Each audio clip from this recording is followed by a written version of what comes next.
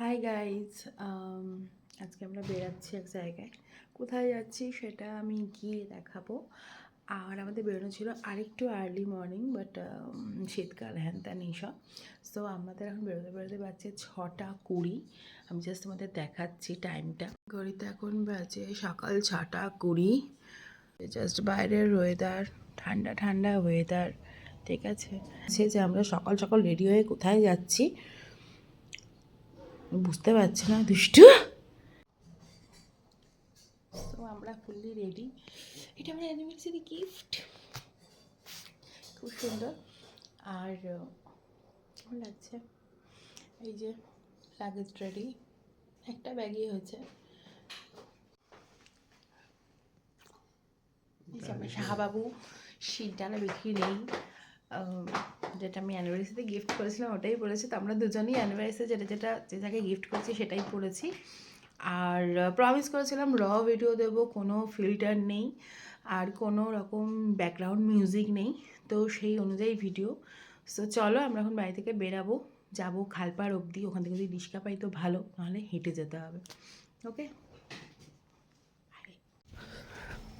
চাবিতালা দিয়ে আমরা বেরিয়ে পড়েছি। আর এখন রিক্সা পাবো কিনা সেটা হচ্ছে ব্যাপার। চলো দেখি।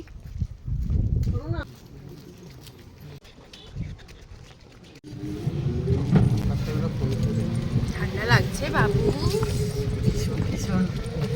এত ভোর মনে হয় বহুদিন পরে দেখলাম আমরা যখন প্রেম করতাম তখন আমরা যখন ভোরবেলা দেখা করতাম, তারপরে ভোরবেলা ওঠা অনেকদিন বাদে। মানে আমি কথা বলি ভোরবেলা না, শীতের ভোর। 2016-17-তে আমরা এরকম করতাম, দেখা করতাম এরকম শীতের সকালে। তখন আলাদা লাইফের আলাদা রকম এনার্জি কাজ করতো, কিন্তু এখন পৌঁছে গেছি অতি পরিচিত খড়দা স্টেশন। আর খড়দা স্টেশন পৌঁছে গেছি, রানাঘাট অ্যানাউন্স করেছে। আর যাদের সাথে যাচ্ছি তারা রানাঘাটে অলরেডি উঠে গেছে। তো আমি ট্রেনের ভিতর ঢুকে দেখাবো যে আমরা কাদের সাথে যাচ্ছি আর কোথায় যাচ্ছি, সেটা যেখানে যাব সেখানে গিয়ে রিভিল হবে। আপাতত আমার ঠান্ডা লেগে গেছে সকালের।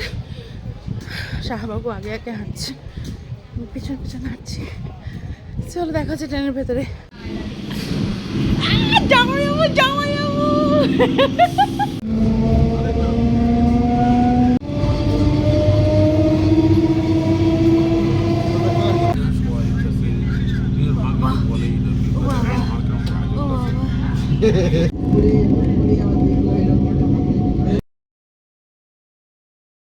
এই পিছনে রাখার জায়গা আছে না পার্থ ভাই? Welcome to Madanpur. বলছে যে পার্থ দুটো